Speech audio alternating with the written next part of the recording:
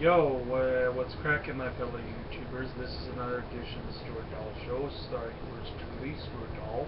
I am coming to you live from my house right here in Winnipeg, Manitoba, Canada, where the current temperature is about 17 degrees here in Winnipeg. And looks like it's going to be clearing up at some point tomorrow, which is a good thing, but I honestly couldn't give a crap about the weather anyways. It's Manitoba, what do you expect? Now let's just get right into my show. In this episode I'm going to be talking about SummerSlam and how it got all started in the first place.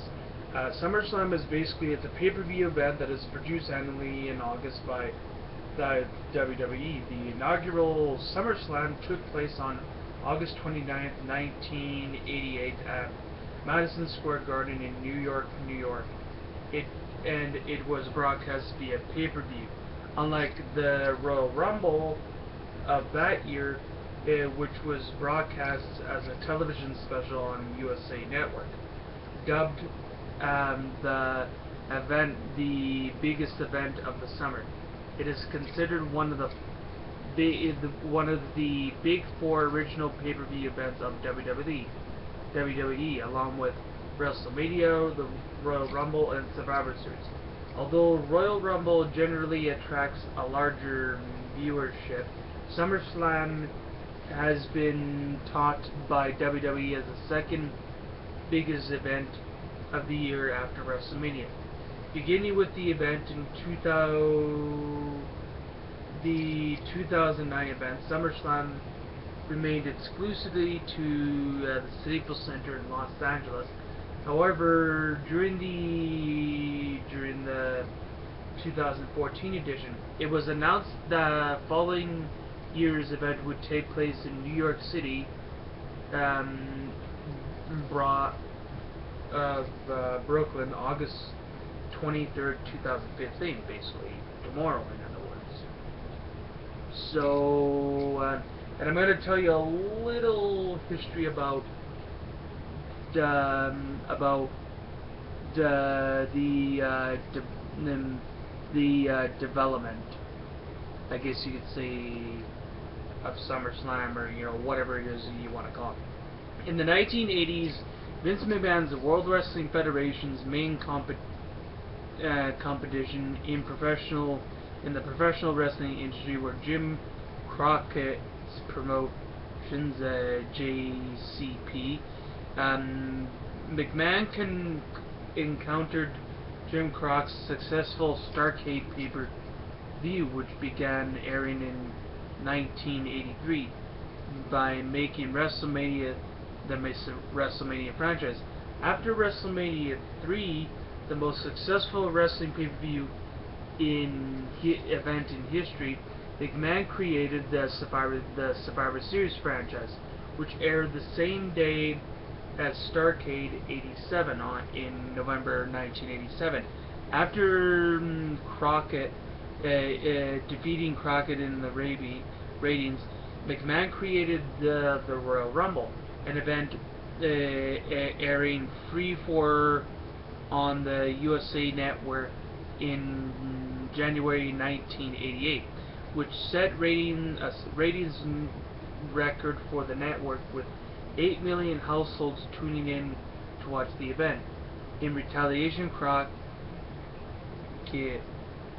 created the Clash of the Champions event, which aired simultaneously with WrestleMania 5.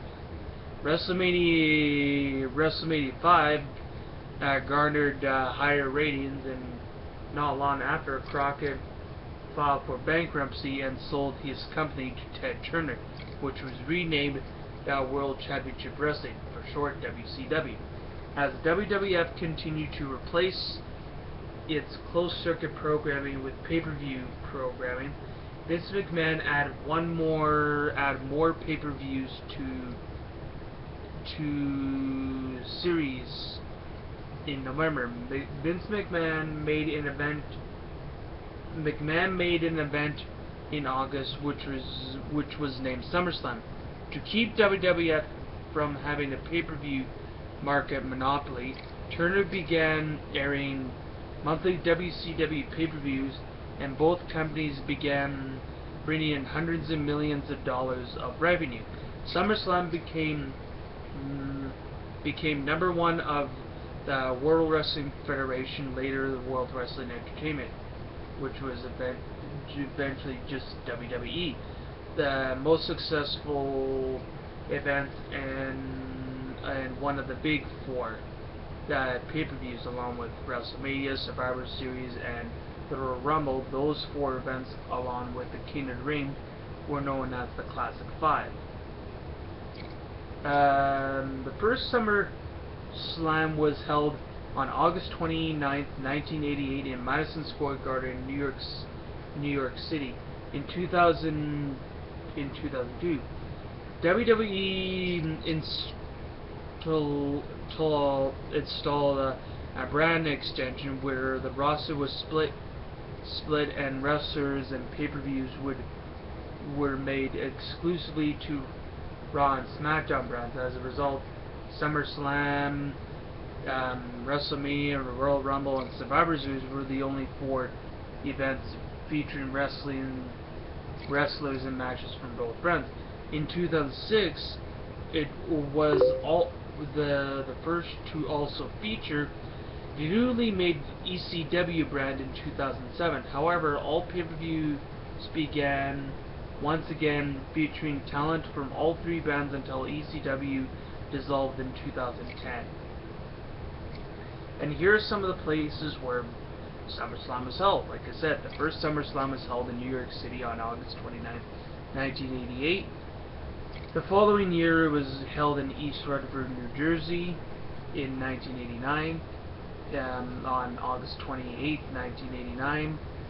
Then the following year was held August 27th, 1990 in Philadelphia, Pennsylvania. And then the following year, August 26th, 1991 in New York City.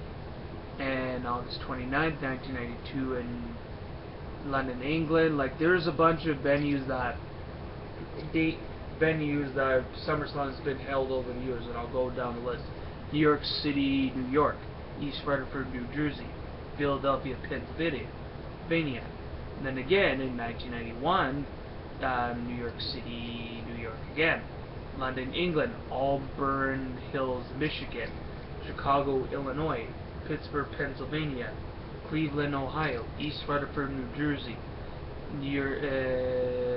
Basically, SummerSlam was held, I believe, in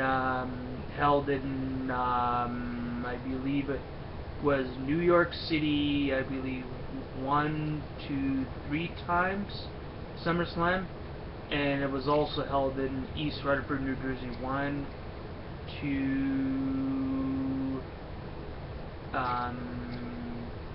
3.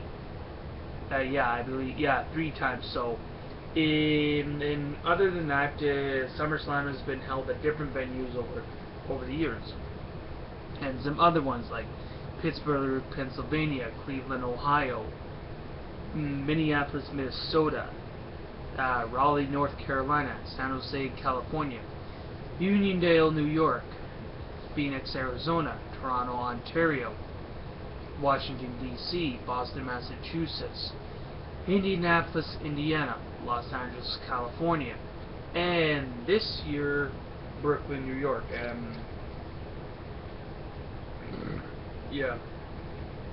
And SummerSlam was held in Los Angeles, California from 2009 to up until last year's SummerSlam in 2014. So SummerSlam has a really rich history in the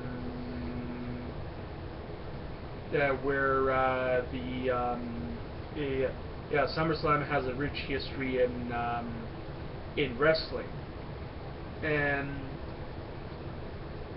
so that's basically just a general history of SummerSlam. Now SummerSlam tomorrow night. It's turning out to be an awesome action-packed pay-per-view. There's going to be basically a singles match for the WWE United States title and the WWE World Heavyweight title between John Cena and Seth Rollins. It's basically a winner takes all. Then there's Randy Orton versus Sheamus in a one-on-one match, and some other one-on-one matches. There's Brock Lesnar versus Undertaker. There's Rusev versus Dolph Ziggler. There's Kevin Owens versus Cesaro. Then there's a 3-team elimination match between Team Bella, Team Bad, and versus PCB.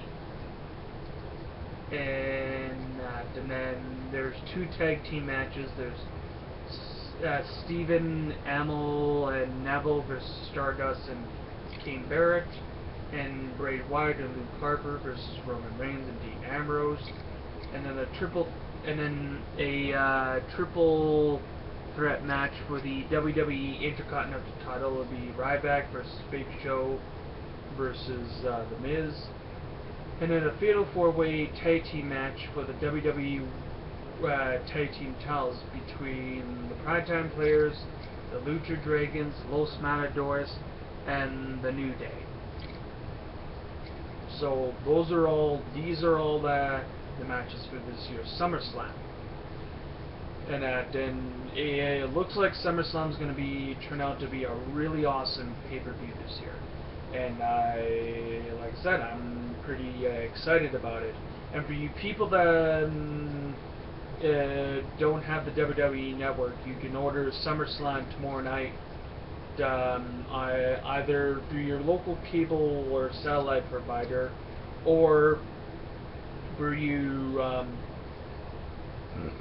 people that have the WWE Network, you can order it. You don't really have to order it because you're basically practically paying for the channel, which is about $11.99 a month. But if you round it to the nearest dollar, it's about $12 a month. So like, even if you just watch it for the original programming most of the time, and you watch maybe the odd pay-per-view, you're still saving money. Because like, for people that don't have the WWE Network, they'd be shelling out like 50 to like 40 to like $60 for a pay-per-view. Like, you know, it's kind of a stupid price, but oh well, some people pay that price. But, you know, oh well, I really don't care.